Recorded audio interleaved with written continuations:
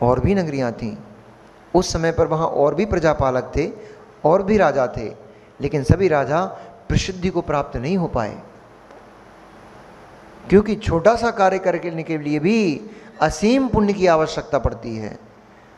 रिंकू भैया, पुण्य होगा, पुण्य होगा तो आपका बेटा आपकी बात सुनेगा, पुण्य नहीं होगा तो आपका ही बेटा आपका तिरस्कार करते मिलेगा। ऐसा पुण्य लेकर आए होगे तो आपकी संतान आपकी सेवा करेगी, और पुण्य लेकर नहीं आए होगे तो आपकी संतान के द्वारा ही आपका तिरस्कार होते देखा जाएगा, और फिर व्यक्ति जीव रोते मिलेगा कि हाय ये क्या हो रहा है। कुछ भी नहीं हो रहा है, कुछ भी नहीं हो रहा है, जो हो रहा है तुम्हारे ही द्वारा किया गया है। ऐसा वह अतीन्द्र राजा, महान धर्मात्मा, धर्मपारायण और धर्म की रचना करने वाला था। उस धर्मात्मा राजा के श्रीकंठ नाम का पुत्र उत्पन्न हुआ। वह श्रीकंठ, जैसा उसका नाम था वैसा ही गुणों का और शक्तियों का, विद्याओं का वह स्वयं एक पिंड ही था। यानी शक्तियों और गुणों से वह ऐसा विभूषित होता था जैसे साक्षात गुणों का भंडार बना करके, गुणों के बहुत सारे गुणों का आरोपण करके ही उसकी प्रतिमा को गढ़ा गया हो। ऐसा वह श्रीकंठ राजा का पुत्र विद्याधर निरंतर ही पिता और माता के समान धर्म में आचरण किया करता था। बहुत धर्मात्मा जीव था और निरंतर धर्म के प्रति उसकी उत्सुकता बनी ही रहा करती थी। कैसे हो मैं धर्म को प्राप्त हो जाऊं, कैसे हो मैं जिनेंद्र भगवान की वंदना को प्राप्त हो जाऊं, क्योंकि विजयाद पर्वत की जो नगरियां हैं वहाँ पर भी जिनालय बने हुए हैं, और उन जिनालयों की निरंतर वे विद्याधर लोग निरंतर वंदना करते रहते हैं। ऐसा वह श्रीकंठ धर्म में लवलीन एक दिन वंदना करने के लिए निकला। कहाँ पर? तीर्थ वंदना के लिए निकला। अकृत्रिम जिन चैत्यालयों की तीर्थ वंदना के लिए निकला। और अकृत्रिम जिन चैत्यालयों की तीर्थ वंदना के लिए जाते समय चूँकि विद्याधर था इसलिए उनको हमारी तरह पैदल गमनागमन नहीं करना पड़ता, उनको विमान से, वाहन आदि से गमन करते हैं, वो आकाश मार्ग से गमन करते हैं, विद्याओं के बल से अपनी सारी क्रियाओं को करते हैं। रूप लावण्य से युक्त वह विद्याधर श्रीकंठ अकृत्रिम जिन चैत्यालयों की वंदना के लिए जा रहा था, उसी समय उसको एक कन्या दिखाई दी जो कि रत्नपुर नाम का नगर, रास्ते में उसको नगर पड़ा, गमन करते हुए आकाश मार्ग से जाते हुए नीचे एक रत्नपुर नाम का नगर पड़ा। उस रत्नपुर नगर में राजा पुष्पोत्तर नाम का बहुत ही बलशाली, बहुत ही वैभवशाली राजा राज किया करता था, और उसकी पद्माभा नाम की पुत्री थी। उस पद्माभा का चर्चा केवल नगर में ही नहीं, उस विजयार पर्वत की कई कई नगरियों तक उस पद्माभा के रूप और लावण्य की चर्चाएं फैली हुई थीं। वह रूप लावण्य में इतनी सुंदर कि साक्षात देवियों को भी तिरस्कृत करती थी, गुणों में इतनी श्रेष्ठ कि ऐसा लगता था कि गुणों की मूर्ति ही हो, गुणों की खान वही है, ऐसा प्रतीत होता था। कलाओं में, सभी कलाओं में निपुण, जितनी स्त्रियों की कलाएं होती हैं उन सभी कलाओं में वह स्त्री निपुण थी। ऐसी वह पद्माभा अपने नगर के उद्यान में पुष्पों का अवलोकन कर रही थी, और नगर के उद्यान में भ्रमण करती हुई अपनी सहेलियों के साथ अटखेलियाँ कर रही थी।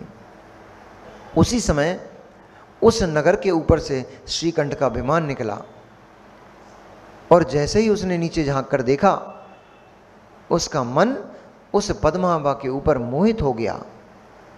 ये नई परंपरा नहीं है, ये पुरानी परंपरा है। अब ये कहानी आपको जो सुना रहा हूँ, ये कहानी, ये कथा भगवान श्रेयांसनाथ के और पहले की, हजारों लाखों वर्ष पहले की है। और इससे पहले की आप कथा देख ही चुके हैं, जहाँ पर मेघवाहन सहस्त्रनयन और जो अभी कल जो अपन ने कथा पढ़ी थी ना राक्षस वंशियों की, उसमें भी एक कथा आई थी, सगर चक्रवर्ती के समय की कथा आई थी। तो वहाँ पे सगर चक्रवर्ती यानी अजितनाथ भगवान के समय पे भी ये घटनाएं घटती थी, क्योंकि जीव तो रागी आज से थोड़ा ही है,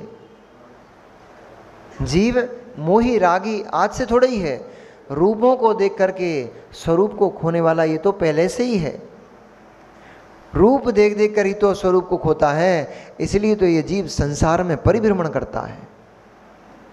यदि यह जीव स्वरूप को देखने लग जाए तो फिर उसको रूप लुभा नहीं सकता है, स्वरूप पर लक्ष्य नहीं होता है, हम स्वरूप को नहीं देख पाते हैं। इसलिए दूसरों के रूपों पर मोहित होकर के संसार में परिभ्रमण करते रहते हैं और संसार को बढ़ाते चले जाते हैं। कितने कितने विशाल विशाल विकट सुभट विकट योद्धा भूमि ध्वज हो गए केवल इस रूप को देख करके। एक कथा भी आएगी, अभी नहीं आएगी, बहुत आगे चल के आएगी, जिसमें शत्रुघ्न को त्रिशूल किसके पास था? शत्रुघ्न को मथुरा के राजा के ऊपर विजय प्राप्त करना थी, नाम मुझे अभी भूल गया हूं। मथुरा के राजा आपके पड़ोस में था, मथुरा के राजा मधु के उसको ऊपर विजय प्राप्त करना थी। तो एक स्त्री को सामने खड़े कर दिया और वह मधु उसको देखने में लग गया, इतने में उसका विध्वंस हो गया। ये स्त्रियों ने बहुतों को डुबाया है, लेकिन वास्तव में देखा जाए, बुरा नहीं मानना, वास्तव में देखा जाए स्त्रियों ने किसी को नहीं डुबाया है। स्त्रियां तो अपने अपने रूप और अपने लावण्य के लिए प्रसिद्ध रही हैं। जो डूबे हैं वे अपनी कुदृष्टि से डूबे हैं। ये तो परद्रव्य के ऊपर दोष आरोपण किया जाता है, परद्रव्य में उपचार किया जाता है। जैसे दोपहर की क्लास में कथन चलता है, दूध की बाल्टी, घी का घड़ा, आटे का डिब्बा, तो ये उपचार कथन है, वास्तव में वैसा होता नहीं है। ऐसे ही ये उपचार कथन है, ऐसा दोषारोपण किया जाता है कि स्त्रियों ने बहुतों की नैया डुबा डाली। वास्तव में किसी ने किसी की नैया नहीं डुबाई, स्वयं जीव के परिणामों ने ही अपनी नैया डुबाई है। यदि स्त्रियां ही किसी को वासना से ग्रसित कर सकती थीं, यदि स्त्रियां ही किसी को मोहित कर सकती थीं, तो भगवान बलराम स्वामी उनको कितनी स्त्रियां अपने हाव भाव प्रदर्शित करती थीं, पर उनका लक्ष्य निज आत्मा से कभी भी डवाडोल नहीं हुआ।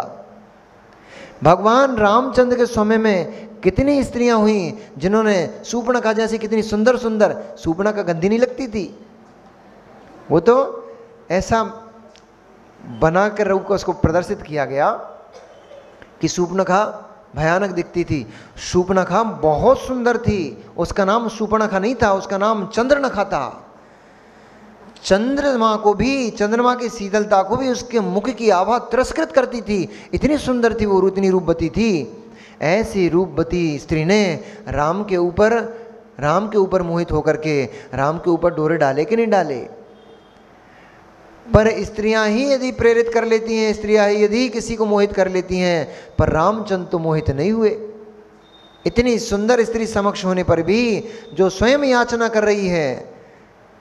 ये हमारे आज के लड़के भैया लोग तो 50 चक्कर पहले पीछे काटते हैं, फिर उसके 50-100 नखरे झेलते हैं, फिर 10-20 बार वो ना करेगी, उसकी ना को भी झेलेंगे, तब जाके फिर एक बार वो मानेगी कि ठीक है भैया हम तुम्हें पसंद करते हैं। तब तक चक्कर ही काटते रहते हैं, घूमते ही फिरते रहते हैं उसके पीछे पीछे।